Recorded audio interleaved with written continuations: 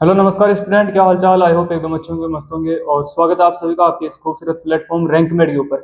आज हम बात करने वाले हैं जो नीट 2027 या आप 11th क्लास में है, 12th क्लास में है, नीट की प्रिपरेशन कर रहे हैं। क्या पूरे के पूरे वर्ष की जो स्ट्रेटेजी है वो होनी चाहिए और पूरा का पूरा प्लान भी होना चाहिए, डेली रूटीन क्या होना चाहिए, वो सारी की सारी बातें आज के वीडियो में अपन करने वाले हैं। वीडियो के अंत तक जरूर बने रहेगा, आपके सारी डाउट पूरे के पूरे कंप्लीट सोल्व होने वाले हैं। NEET 2027 full strategy, daily schedule, marks improvement की क्या टेक्निक है, smart strategy, concept clarity, NCERT focus और माइंडसेट के साथ आप किस तरीके से अपनी नीट की स्टडी को प्रिपेयर कर सकते हैं। तो चलिए अपन स्टार्ट करते हैं। तो सबसे पहले अपने पास है NEET 2027 preparation schedule digital presentation. क्या सबसे पहले है प्रिपरेशन शेड्यूल। तो प्रिपरेशन शेड्यूल क्या होना चाहिए भाई। आप डेली क्लास में जाओ तो आप पहले आपका माहौल होता है भाई, आप 11th में हो भी फिलहाल, जो बच्चा 11th में है तो वो क्या करेगा कि हाँ मैं नीट की तैयारी करूं, मैं बायोलॉजी सब्जेक्ट लूं, कैसे मैं अपनी प्रिपरेशन करूं। तो उसके लिए क्या, सबसे पहले तो आपको खुद के ऊपर सेल्फ कॉन्फिडेंस होना चाहिए कि हाँ मैं कर सकता हूं। आत्मविश्वास एक ऐसी चीज है जिसको खुद के ऊपर सेल्फ कॉन्फिडेंस है वो दुनिया की हर चीज को फतेह कर सकता है।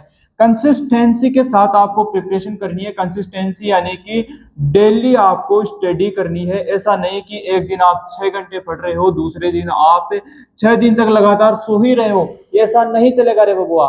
क्या करना है, आपको डेली पहले सेल्फ कॉन्फिडेंस रहना है, फिर उसके बाद आपको कंसिस्टेंसी के साथ व्यवस्थित पढ़ाई करनी है। फिर अगला क्या है अपने पास, अगला है कि डेली टारगेट सेट करना है और पूरा होने पर खुद को रिवॉर्ड देना है।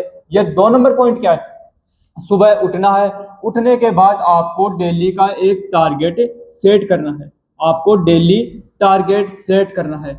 डेली टारगेट का मतलब आपको वो टॉपिक करना है कि आज मेरे को ये कंप्लीट करना है, फिर चाहे रात के 12 बजे, चाहे 1 बजे या फिर पूरी रात आपको जगना पड़े, टॉपिक कंप्लीट करके ही सोना है। अब सर टॉपिक कंप्लीट कैसे करें, मेरे तो आधी जैसे जैसे शाम होती है वैसे वैसे नींद आने लग जाती है, तो फिर टॉपिक कंप्लीट। खुद के लिए रिवार्ड रखो, हाँ मैंने आज मैं कोशिका वाला चैप्टर पढ़ रहा हूँ, मुझे प्रोकैरियोटिक और यूकैरियोटिक पढ़ना है, तो प्रोकैरियोटिक और यूकैरियोटिक कंप्लीट होने के बाद खुद को रिवार्ड दो कि हाँ मैंने कंप्लीट किया है। कुछ भी आप टॉपिक वगैरह कुछ भी जो आपको पसंद है वो रिवार्ड दो, हाँ मैंने टॉपिक कंप्लीट किया है, मैं तो खुद के लिए अब अपने आप पास रिवार्ड रखूंगा।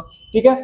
नंबर 3 पे क्या है, एरर बुक बनानी है। जो प्रिपरेशन के अंदर काफी आधे बच्चे नहीं बनाते और जो बना लिया वो ऐसे मानो कहीं लाखों बच्चों से आगे निकल गया। एरर बुक है क्या, इसका अलग से भी वीडियो आएगा सेपरेट। लेकिन एरर बुक क्या है, एरर बुक के अंदर आपको जब आप डेली डीपीपी सोल्व करते हो, जब आप डेली डीपीपीज लगाते हो, आप पीवाईक्यूज लगाते हो, आप क्वेश्चन प्रैक्टिस करते हो ना, तो जब क्वेश्चन प्रैक्टिस ये सब करते हो तो इनके अंदर आपकी जो मिस्टेक रहती है, इन मिस्टेक को अलग से आपको नोट करना है। किसके अंदर, एरर बुक के अंदर नोट करना है।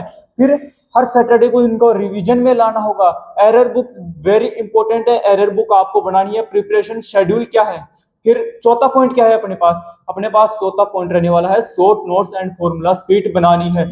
शॉर्ट नोट्स और आपको फॉर्मूला शीट बनानी है। कैसे शॉर्ट नोट्स बनाए, कैसे फॉर्मूला शीट बनाए, ये सारी की सारी बातें अपन बात करेंगे, इसके अलग वीडियो आएगा। तो शॉर्ट नोट्स और आपको फॉर्मूला शीट बनानी है। ठीक है।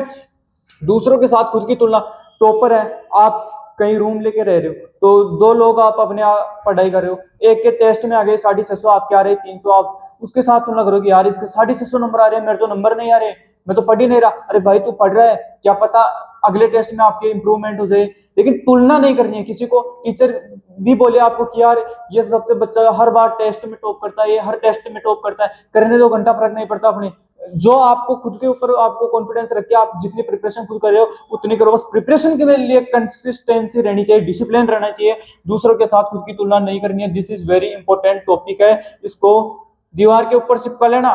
वीक टॉपिक्स पर काम करना है। फिजिक्स पढ़ी, केमिस्ट्री पढ़ी, बायोलॉजी पढ़ी, सेल वाला चैप्टर कंप्लीट, आपको सेल वाला चैप्टर आता है, बार बार उसी को रट्टे मार रहे हो। आपको जो है प्लांट किंगडम आता है, आप उसी को रट्टे मार रहे हो। आपको फोटोसिंथेसिस वाला चैप्टर नहीं आ रहा, आप उसे उठा के नहीं देख रहे हो, यार ये तो हार्ड है, मैं तो क्यों पढ़ूं। मन की तसल्ली के लिए नहीं पढ़ना है, आपको वीक टॉपिक के ऊपर काम करना है। न्यूटन का नियम आ रहा है, बार बार न्यूटन के नियम रटते जा रहे हो, क्या फर्क पड़ेगा। न्यूटन का नियम बार बार रटने से क्या फर्क पड़ेगा। क्या एक क्वेश्चन आ जाएगा ज्यादा से ज्यादा, क्या पूरा टॉपिक उसी पूरे क्वेश्चन उसी टॉपिक से थोड़ी ना आएंगे। तो आपको जो वीक टॉपिक है ना उसको नोट करना है, डाउट काउंटर पे जाके आपको डाउट पूछना है। ऑनलाइन में हो तो आप कहीं से भी, आपके पास बहुत सारे मीडियम है तो उनके पास से आप डाउट सोल्व कर सकते हो, लेकिन आपको वीक टॉपिक पर काम करना पड़ेगा, ऐसे काम नहीं चलेगा। डेली प्लानर, अब ये थी जो मैंने अभी ऊपर बताया, ये थी पूरे वर्ष की स्ट्रेटेजी। और अब है, ये है डेली, भाई आज के दिन क्या करें, डेली का क्या प्लानर रहना चाहिए और कब क्या पढ़ना चाहिए, यानी कि क्या पढ़ना चाहिए, ठीक है। तो अब हम बात करते हैं इसकी। तो अब अपना जो अगला है टॉपिक वो है डेली प्लानर का। तो डेली प्लानर क्या है भाई, आप या तो नीट की प्रिपरेशन ऑनलाइन कर रहे हो या आप नीट की प्रिपरेशन ऑफलाइन कर रहे हो। नीट की प्रिपरेशन में सबसे महत्वपूर्ण रोल अदा करने वाली बात है कि आपको डेली क्लासेज अटेंड करनी है। डेली क्लासेज अटेंड के बाद करने के बाद आपको प्रॉपर नोट्स बनाने हैं। नोट्स बनाने के बाद आपको घर आके उसको रिवीजन में लाना होगा। रिवीजन में लाने के बाद उसके क्वेश्चन सोल्व करने, उसकी प्रैक्टिस करनी होगी, डीपीपी सोल्व करनी होगी, चैप्टर कंप्लीट होने के बाद पीवाईक्यू करने होंगे, फॉर्मूला शीट बनानी होगी, शॉर्ट नोट्स बनाने होंगे, सारी की सारी बातें आपको करनी होगी किसके अंदर, डेली प्लानर के अंदर। तो क्या है daily planner, daily class attend करनी है। ऑनलाइन में हो ऑनलाइन क्लास अटेंड करो, ऑफलाइन में हो जाओ और ऑफलाइन क्लास अटेंड करके आओ।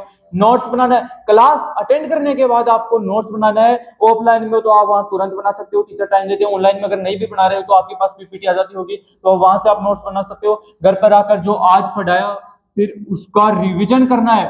मान लो अपने पास जो बायोलॉजी है, इस बायोलॉजी के अंदर आज आपने cell the unit of life का एक इंट्रोडक्शन पढ़ा। Cell the unit of life जो चैप्टर है ना, इसका आपने इंट्रोडक्शन पढ़ा। तो इस इंट्रोडक्शन को भी आके घर आपको फिर से पढ़ना पड़ेगा। इसकी एनसीईआरटी उठा के पढ़नी पड़ेगी। इसकी एनसीईआरटी में महत्वपूर्ण जो बिंदु है उनको अंडरलाइन करना पड़ेगा। जो समझ में नहीं आ रहा उससे डाउट काउंटर पे जाके पूछना पड़ेगा, तभी जाके आप नीट में परचम लहरा पाओगे। और डीपीपी करनी है, जो आज टॉपिक पढ़ाया है उसकी डीपीपी आपको हर कोचिंग में मिलती है, तो आपको डीपीपी करनी है। नहीं भी मिलती है तो बहुत सारी इस फोन के अंदर ट्यूशन प्रैक्टिस की वो बहुत सारी किताबें भरी पड़ी है, कहीं से उठाओ और आप वो करो, ट्यूशन करो। मेरा खुद का एक रैंक मैड के नाम से जो टेलीग्राम चैनल है, लिंक लगा दूंगा नीचे, वहां बहुत सारे क्वेश्चन मिलते हैं, आप कर लेना। बायोलॉजी के आंसर बीएन नहीं है, गड़बड़ा गया मैटर यहाँ पे, ये बीएन नहीं है, इसको अपन कट करते हैं, एक मिनट। यह है अपने पास बायोलॉजी। तो बायो की आपको एनसीईआरटी पढ़नी है।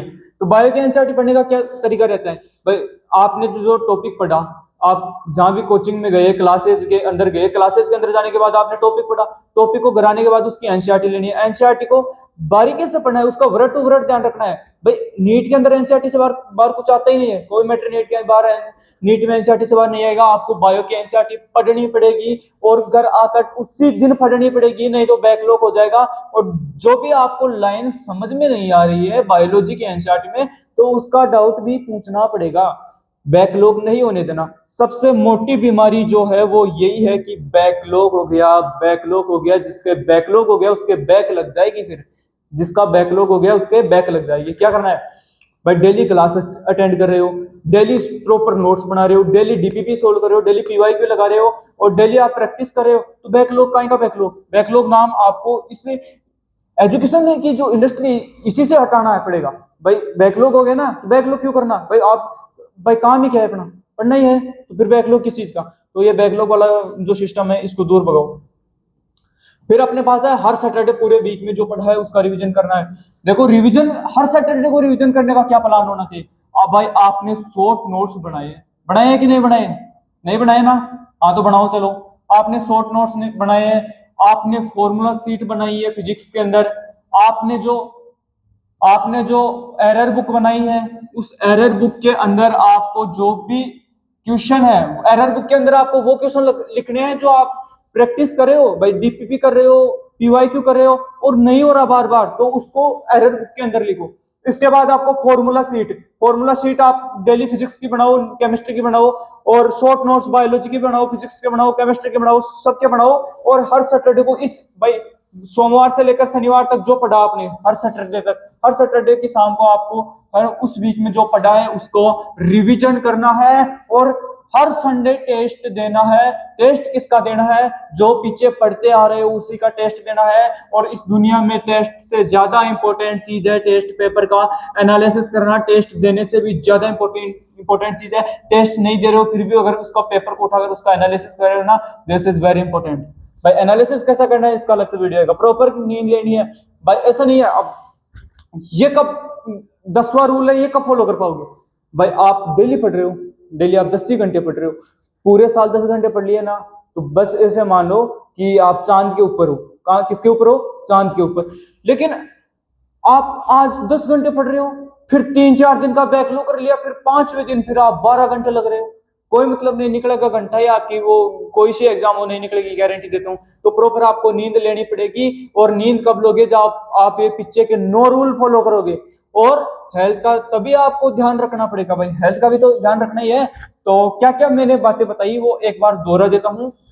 नीट की प्रिपरेशन कर रहे हो, किसी भी कंपटीशन एग्जाम की अगर आप प्रिपरेशन कर रहे हैं तो आपको डेली क्लास अटेंड करनी है, आपको शॉर्ट नोट्स बनाने हैं, आपको उस क्लास के प्रॉपर नोट्स बनाने हैं, जो टॉपिक आज पढ़ा है उसको रिवीजन करना है, डाउट उसी दिन सोल्व करना है, बैकलॉग नहीं करना। हर सैटरडे की शाम को पूरे वीक में जो पढ़ा है उसका रिवीजन करना है और उसके बाद टेस्ट देकर उस टेस्ट का एनालिसिस करना है। यही 4-5 जो है पॉइंट है, 4-5 पॉइंट फॉलो किए तो आपकी वो नीट वो सब निकल के परे जाएगी। फिर आपके लिए मोटिवेशन भी चाहिए होता है। तो मोटिवेशन क्या है? मोटिवेशन चाहिए ना आपको।